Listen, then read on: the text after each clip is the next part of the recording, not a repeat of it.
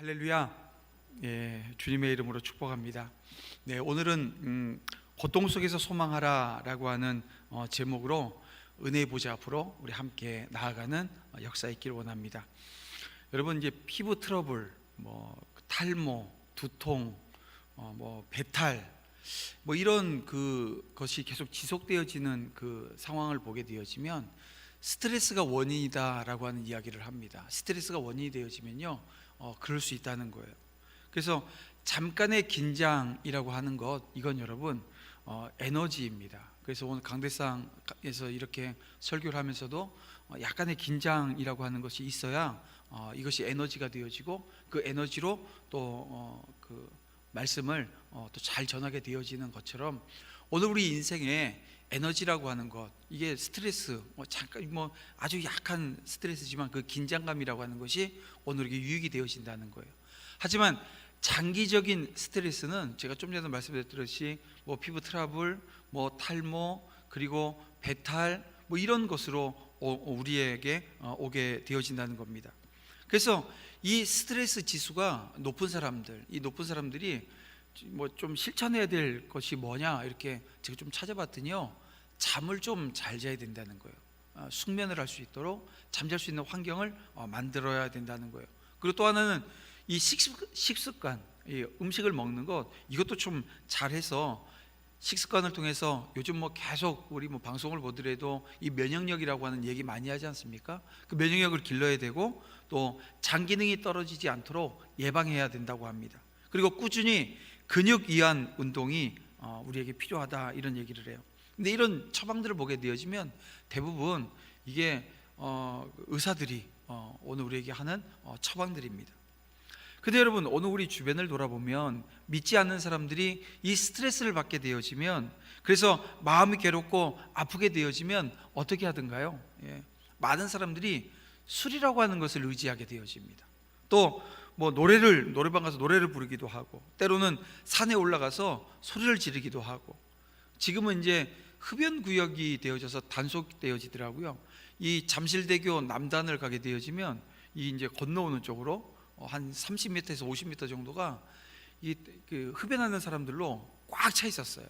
제가 이제 재작년에 거기 왔다 갔다 할 일이 많아서 보면은 늘 그렇게 많은 거예요. 근데 어느 날 보니까 흡연 구역으로, 그러니까 누군가 또 민원 제기하고 했겠죠. 근데 사람들은 그렇게 그 흡연이라고 하는 걸 통해서 또 스트레스 해소하겠다고 이야기를 합니다. 또 어떤 사람들은 스피드를 즐기면서 불어오는 바람에 모든 스트레스를 날려버리겠다고 하는 사람들도 있어요. 여러분, 이렇게 세상 사람들은 그들 스스로의 방법으로 괴롭고 또 슬픈 상황을 모면해 보려고 하는데요, 여러분, 이것은 그들에게 그러한 상황을 타개할 다른 특별한 묘책이 없기 때문에 여러분 그런 것들을 선택합니다. 물론 어느 정도의 효과를 낼 수도 있습니다. 효과를 거둘 수 있다는 거예요. 그러나 그런 방법으로 그들의 상황이 완전히 타개되어지는 것이냐? 그렇지는 않다라고 하는 것입니다. 여러분, 그렇다고 한다면 오늘 우리 성도들은, 여러분, 오늘 우리 심령이 아프고 괴롭고 슬플 때 여러분 어떻게 대처하십니까? 여러분들도 앞에 말한 것처럼 세상적인 방법만을 따르고 있지는 않으시는지요? 그런데요, 그래서는 안 된다는 거예요. 성도는 소망 없는 세상 사람들과 같이 행동하는 자리에 서면 안 되는 것입니다. 성도는 성경적인 방법을 따라야 합니다. 그러면 그 성경적인 방법이라고 하는 것이 무엇일까요? 자, 오늘 본문에 한나가 나오는데 이 한나가 사용했던 방법을 따라가면 돼요. 다시 말해서 하나님께 기도함으로 엎드리는 것입니다. 여러분, 오늘 마음이 아프고 괴롭고 정말 어찌할 바를 모를 때, 여러분, 그것은 바로 하나님이 우리를 만나고 싶어 하시는 사인이라고 하는 것을 여러분 기억하십시오. 내가 하나님을 만나려 하는 것보다 하나님이 나를 만나고 싶어 하시는 경우가 더 강할 때가 있습니다. 그때가 바로 좀 전에 말씀드렸던 것처럼 마음이 아프고 괴롭고 정말 어찌할 바를 모를 그 상황이라는 거예요. 그러므로 우리는 하나님께 나아가야 합니다. 하나님께 부르짖어야 합니다. 여러분, 예레미야 선지자를 통해서 하나님께서 우리에게 주시는 말씀을 한번 보시길 바랍니다. 예레미야 29장 11절에서 13절 말씀인데요, 보십시오. 나 여호와가 말하노라. 너희를 향한 나의 생각은 내가 하나니 재앙이 아니라 곧 평안이요 너희 장래에 소망을 주려 하는 생각이라. 너희는 내가 부르짖으며 와서 내게 기도하면 내가 너희를 들을 것이요 너희가 전심으로 나를 찾고 찾으면 나를 만나리라. 여러분, 예레미야 선지자를 통해서 하나님께서 들려주시는 말씀을 보십시오. 어렵고 원통한 문제가 있어요? 그러면 그 문제에 대한 전문가, 해결자 되시는 하나님, 그 하나님 자신이 그 문제의 해결자라는, 전문가라는 거예요. 그래서 하나님은 벌써 그 해결책과 답까지 알고 계시니까 그 문제 다른 데로 가져가지 말고 가지고 오라는 거예요. 그러면 들어주시겠다는 거예요. 만나주시겠다는 거예요. 다시 말하면 기도하라고 오늘 우리에게 말씀하시는 겁니다. 여러분, 죄악된 세상에 살아가면서 우리는 여러 가지 힘든 일들을 당하고 고통과 어려움을 겪게 되어집니다. 그럴 때 좌절하고 절망하지는 않으시는지요? 자, 오늘 본문에 이 죄악된 세상에서 고통당하는 성도를 대표해서 한 사람이 등장합니다. 바로 한나입니다. 죄악된 세상에서 고통당하는 성도의 대표라는 거예요. 한나가 그렇다는 거예요. 자, 보십시오. 한나의 남편은 엘가나였습니다. 그런데 엘가나는 어떤 직을 가지고 있어요? 레위인입니다. 제사장입니다. 그러니까 하나님의 거룩한 일을 담당하는 이 성직자 집안의 정말 영광스러운 혈통이었습니다. 그런데 보십시오. 이 사무엘상 1장은 어떻게 시작합니까? 이 엘가나가 아내가 몇 명이에요? 2명이라는 거예요. 지금 성경이 뭘 얘기하려고 하는지 여러분 제대로 헤아리셔야 됩니다. 레위 지파였고 제사장이었는데 아내가 몇 명이었다고요? 2이었다고요. 이해되시죠? 예. 그 삼일교회 송태호 목사님은 이렇게 목사에 세컨드가 있었다 이렇게 표현하더라고요. 아니, 제가 세컨드가 있는 거예요. 용납 되시겠어요? 이해가 잘 안 되세요? 우리 장로님들한테 애첩들이 다 있는 거예요. 이게 용납이 되냐고요. 지금 안 되시는 눈빛 맞죠? 예. 근데 지금 보세요. 이스라엘 사회가 지금 이스라엘이라고 하는 이 공동체 안에서 이 목사가 세컨드가 있고 장로들이 애첩이 있는데도 이게 당연한 거예요. 아무도 문제 제기를 하지 않습니다. 그리고 자신들의 그 제사장직을 그대로 유지하고 있는 거예요. 여러분, 이것이 가지고 있는 의미가 무엇인지를 여러분 잘 헤아려야 됩니다. 근데 이 사사시대, 여러분이 그 사사시대를 대표하는 한 문장 여러분들 다 기억할 겁니다. 사사기 21장 25절에 보면 자기 소견에 옳은 대로 행하였더라 라고 하는 말씀이 있습니다. 자기 소견에 옳은 대로 행했다는 거예요. 근데 그 이유가 뭐냐고 봤더니 왕이 없으므로 라고 하는 앞에 말이 있습니다. 여러분, 이스라엘 지금 사회는요, 이 사사가 통치하는 시대입니다. 그러니까 이 그냥 사람 왕은 없어요. 근데 정말 이스라엘에게 왕이 없었어요? 아니요. 이스라엘에게 왕이 있습니다. 바로 하나님이십니다. 근데 지금 사사기 마지막에 어떤 고발을 하고 있어요? 이 사사 시대에 왕이 없다는 거예요. 다시 말하면 하나님을 왕으로 섬기는 그 이스라엘 백성들이 아니었다라고 하는 고발을 지금 하고 있는 겁니다. 근데 이 레위 지파요, 제사장인 엘가나에게 2아내가 있습니다. 문제는 성직자에게 이런 일이 벌어졌는데요, 그게 전혀 이상하지 않는 그런 여러분 자연스러운 시대였다는 거예요. 백성들 사이에 아무도 그것을 이상하게 여기지 않았다라고 하는 것입니다. 자, 그런데 첫 번째 아내 이름이 뭐예요? 한나입니다. 두 번째 아내는요, 분인나예요. 근데 이 첫째와 둘째가 서열이 뒤바뀝니다. 자, 오늘 본문 우리가 보진 않았지만 사무엘 상 1장 2절 말씀을 보게 되면요, 한 문장이 끝나기 전에 이름이 바뀌어요. 그에게 두 아내가 있으니 하나의 이름은 한나요, 하나의 이름은 분인나라. 그리고 나서 이름이 바뀝니다. 분인나는 자식이 있고 한나는 무자하더라. 첫째 부인이 한나고요, 둘째 부인이 분인나예요. 그런데 이 둘째 부인이 이름이 앞으로 나옵니다. 자녀가 있다는 거예요. 그리고 한나는 무자하다는 거예요. 열매 맺지 말아야 할 그 여인에게 뭐가 있어요? 열매가 있습니다. 열매 있어야 할 그 여인에게는 열매가 없어요. 여러분, 이게 무엇을 지금 우리에게 말하고자 하는 것일까요? 그렇습니다. 이 시대 백성들의 삶의 자리를 그대로 지금 반영해 주는 거예요. 열매 맺어야 할 자에게는 열매가 없고, 열매 없어야 될 자에게는 열매가 있는 시대, 다시 말하면 아픔에 있는 그 시대의 모습을 오늘 우리에게 고발해 주고 있는 겁니다. 그렇습니다. 한나의 불임이라고 하는 것은 죄와 타락으로 말미암은 이 세상의 고통을 우리에게 말해주는 거예요. 우리가 지금 이 땅에서 당하는 이 모든 고통은 인간의 죄로 말미암은 것입니다. 하나님은 하나님의 은혜와 충만하심에서 떠나서 이 죄로 물든 이 세상에서는 그 어떤 선한 것도 찾아볼 수가 없습니다. 하나님의 뜻과 상관없이 각자 자기네 소견에 오른 대로 행하기에 어떤 문제가 발생을 해요. 불의와 추악, 탐욕과 악의, 살인과 분쟁, 시기와 악독이 가득한 모습을 우리가 보게 되어집니다. 여러분, 이런 세상을 살아나가면서 오늘 우리가 어떤 생각을 하게 되어집니까? 고통과 이 원통함이 쌓일 수밖에 없는 거지요. 우리의 적수인 사탄이 배수해서 여러분, 우리를 이 고통과 절망으로 끊임없이 몰아가고 있기 때문에 그렇습니다. 그런 의미에서 이 한나라고 하는 여인을 우리가 보게 되어지면 이 여인은 정말 현명한 여인이 아닐 수가 없어요. 그녀는 이것을 벌써 알고 다른 데로 가지 않습니다.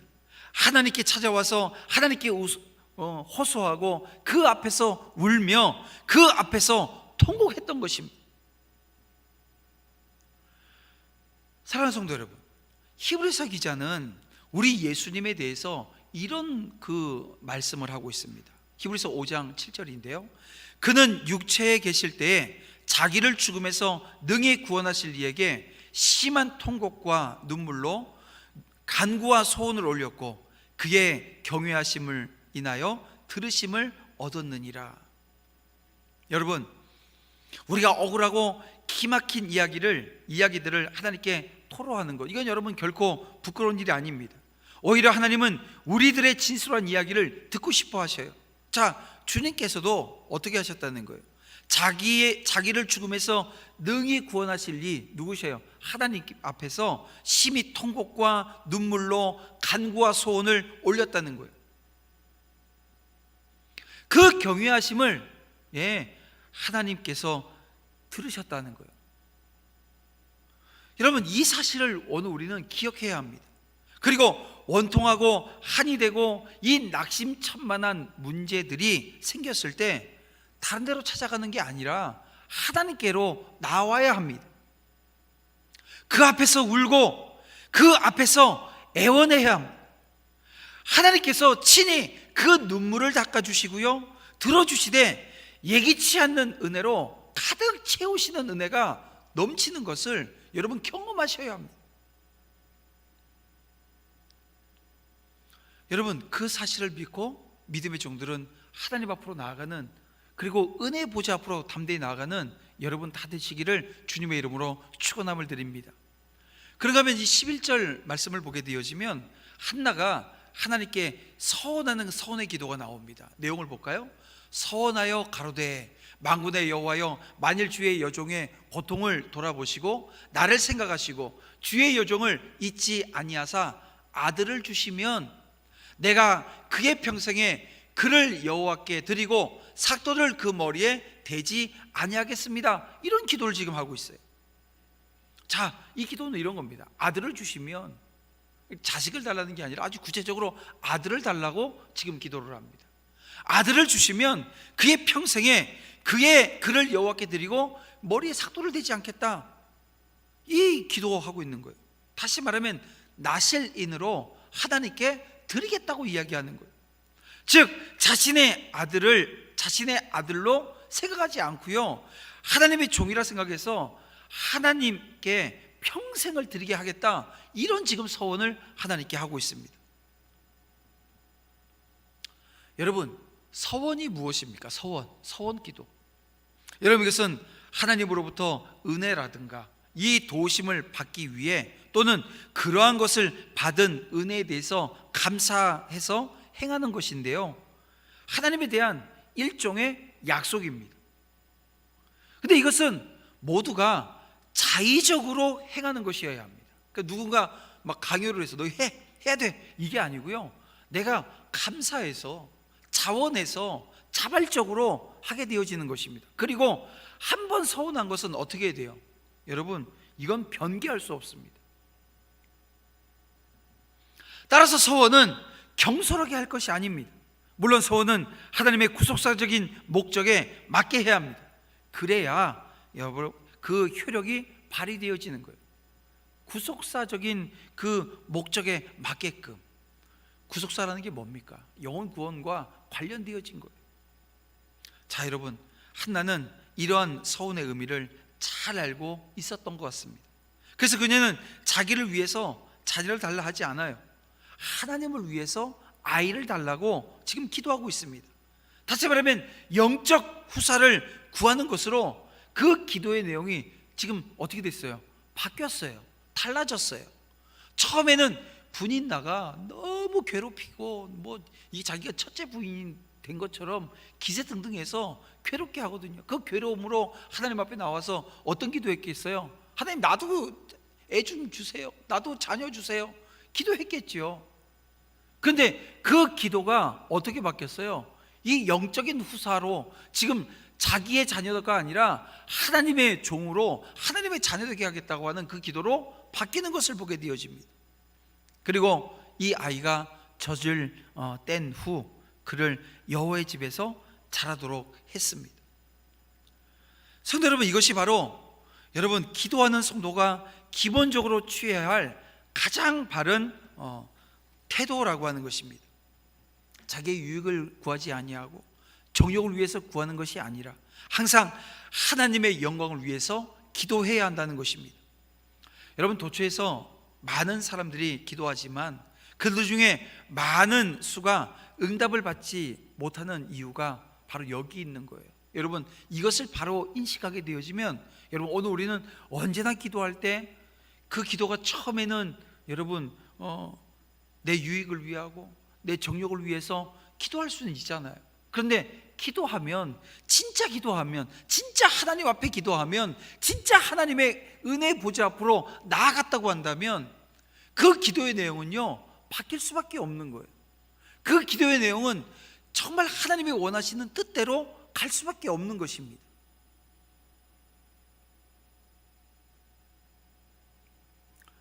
하나님의 영광보다는 자기의 유익과 정욕을 위해서 기도하는 것, 여러분, 이것은 잘못된 것입니다. 그래서 이 야고보 사도는 야고보서 4장 3절에서 이런 얘기를 합니다.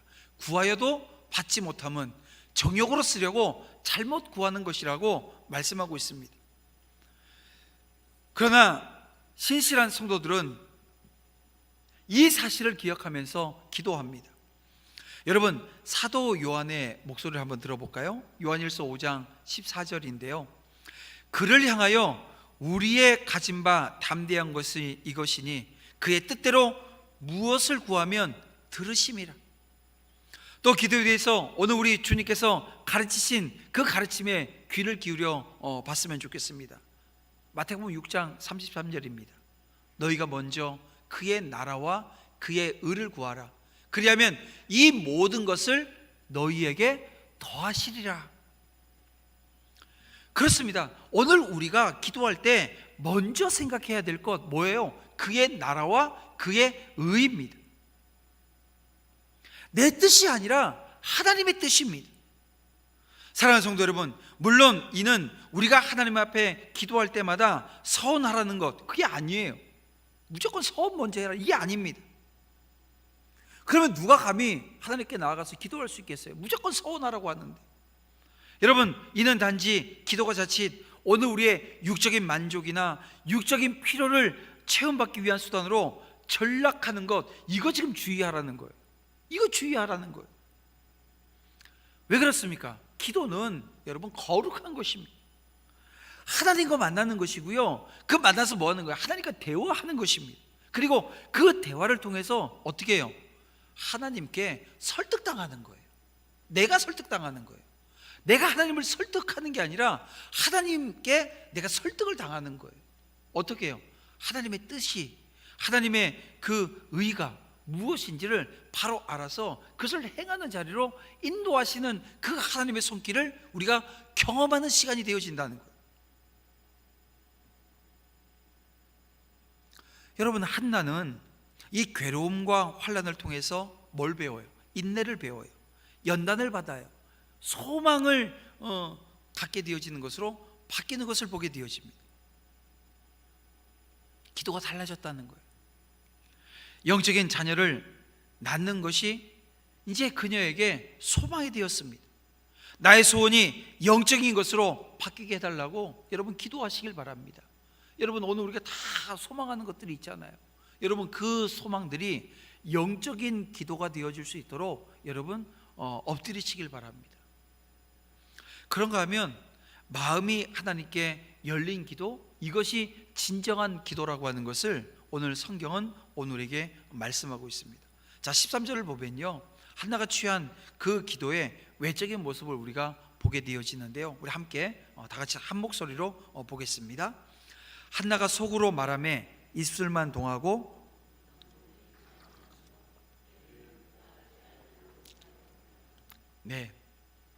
그녀가 지금 속으로 지금 말하고 있기 때문에 입술은 움직여요. 그런데 음성은 밖으로 들리지가 않았습니다. 여러분, 이것은 흐느껴 울며 애원하고 있었던 모습과 함께 이 한나가 얼마나 절박한 상황이었는가라고 하는 것을 정말 잘 나타내고 있다고 생각이 드는데요, 그런데 속으로만 기도한 이 한나의 기도의 모습은 당시에 기도하는 그 습관과 많이 달랐다는 거예요. 여러분, 당시 히브리인들은 말없이 이 묵상 기도 잘하지 않는 편이었다고 합니다. 그러나 외적인 형태야 어떠하든지 간에 경건한 기도는 마음의 밑바닥에서부터 우러나는 것이어야 한다는 것입니다. 다시 말해서 이런 거죠. 입이 아니라 마음이 하나님께 그 열린 기도가 진정한 기도라고 하는 것입니다. 따라서 마음에서 우러나온 이 한나의 기도는 비록 소리가 없는 기도였다 할지라도 어떻게 됐어요? 하나님께 상달되었다는 거예요. 여러분은 평상시에 어떻게 기도하십니까? 또 어떤 기도를 선호하십니까? 어떤 분들은 오늘 본문에 있는 이 한나처럼 입술만 달짝이듯이 조용한 가운데 기도를 즐기시는, 그렇게 기도하시는 분들이 있습니다. 또 어떤 분은 성격상 소리를 높이고 크게 외쳐 기도해야 꼭 기도한 것 같은 느낌을 받는 분들도 있다는 것입니다. 때론 조용한 분들임에도 불구하고 이 자신이 답답하고 급박해요. 그러면 하나님께 부르짖고 또 울부짖는 모습을 보이기도 합니다. 물론 성경이 어떤 것이 좋은 것이고 어떤 것이 나쁘다 이렇게 말하지 않습니다. 중요한 것은 기도하는 사람의 마음이라는 거예요. 즉, 하나처럼 마음으로부터 우러나오는 그 진실하고 심정을 토하는 그 기도를 드려야 한다는 것입니다. 그렇습니다. 여러분, 하나님께서 기뻐하시는 기도는 우리의 마음이 담긴 기도입니다. 우리 중심이 하나님께로 향해야 된다는 거예요. 화려한 언어를 구사하는 기도라 할지라도 그 마음속에서 우러나오지 않는 기도는 여러분 절대 하나님께 상달되어질 리 없다는 것입니다. 마음을 하나님께 향하여 활짝 열어야 되는 거예요. 그리고 오늘 본문에도 그 통했다라고 하는 표현을 하잖아요. 여러분, 더 이상 외식적인 자와 같이 형식적으로 기도하는 것 우리가 내려놓아야 합니다. 아무런 마음도 없이 기도해서는 안 된다는 거예요. 오직 하나와 같이 마음속에서 우러나오는 기도를 하나님께 드리십시오. 지금도 하나님께서는 오늘 이 상한 심령을 가지고 주님 앞에 나온 자들을 찾고 계십니다. 상한 심령으로 하나님 앞에 엎드리자는 거예요. 그러면 하나님이 그 영혼을 찾고 계셨으니 얼마나 기뻐하시겠어요? 그 기뻐하신다라고 하는 게 어떤 의미겠습니까?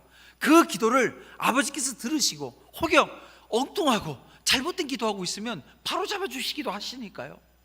여러분, 오늘 우리의 마음의 중심이 어떠해야 되는가? 다시 한번 오늘 이 아침 말씀을 통해서 깨닫고 하나님 앞에 온전히 서는 믿음의 신실한 주의 종들이 되어서 하나님의 요청에 즉각적으로 응하는 믿음의 신실한 주의 종들이 다 되시기를 주님의 이름으로 축복합니다.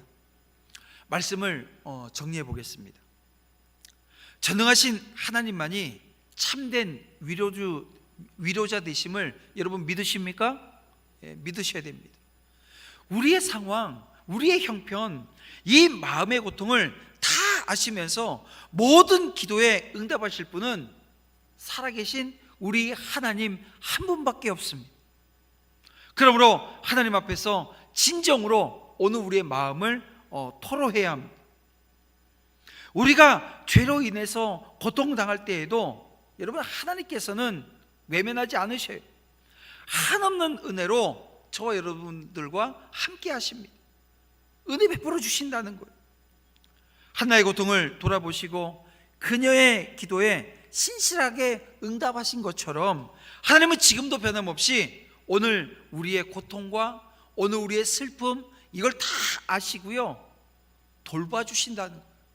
그 하나님의 돌보심에 여러분, 그 은혜를 온전히 누릴 수 있길 원해요. 왜 그렇습니까? 이 돌보심의 확증이 우리에게는 있습니다. 그냥 제가 돌보시니까 그 돌보신 줄 알고 가세요, 이게 아닙니다. 여러분, 오늘 우리를 돌보심의 확증이 무엇이에요? 바로 예수 그리스도의 십자가이십니다. 하나님은 그분 아들 예수님을 이 땅에 보내셔서 십자가에 죽게 하시고 죄 가운데서 오늘 우리를 구원하신 분이십니다.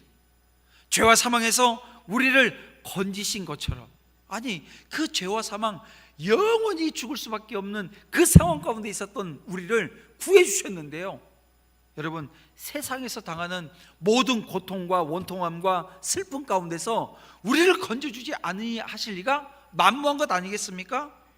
여러분, 이 사실을 기억하면 하나님 감사합니다. 하나님 감사합니다.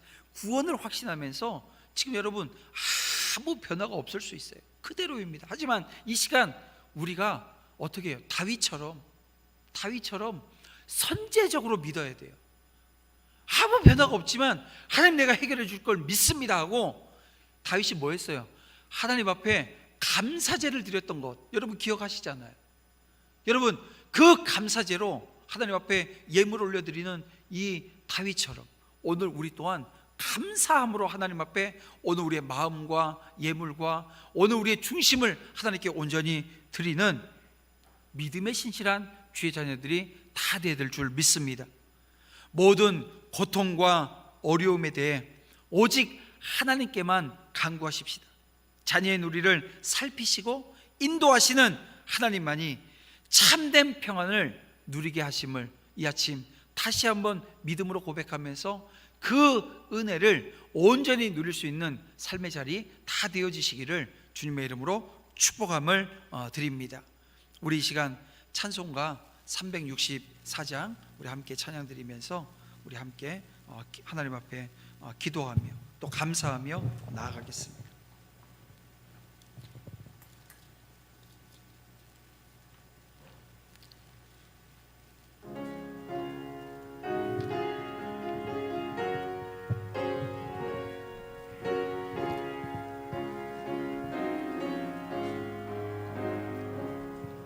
내 기도하는 그 시간 그때가 가장 즐겁다. 이 세상 근심 걱정에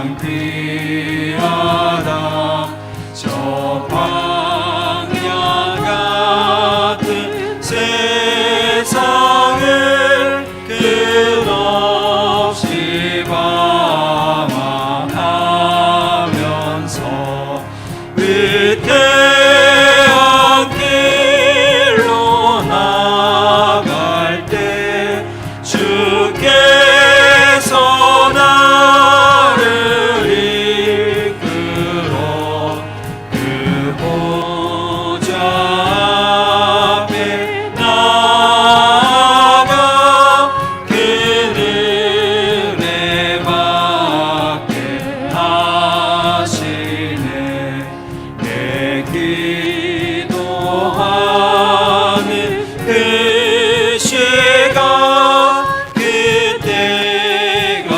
가장 즐겁다 이때껏 지은 큰 죄로 내 마음 심히 아파도 참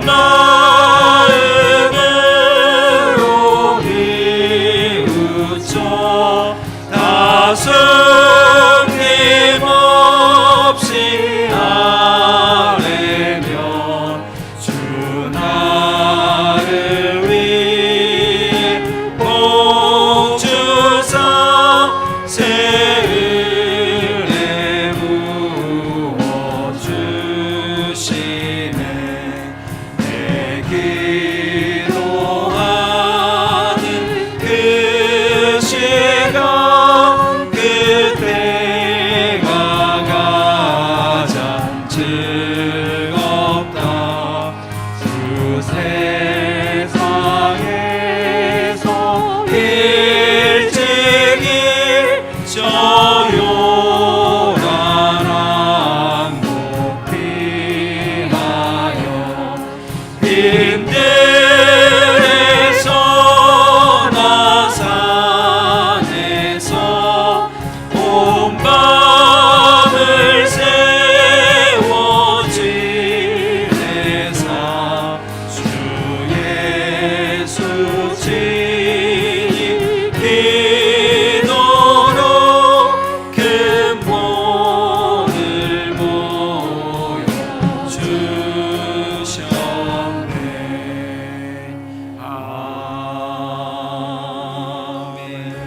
아멘 사랑하는 성도 여러분, 우리의 인생을 보면 삶에 의욕도 없고 희망도 보이지 않을 때가 있습니다.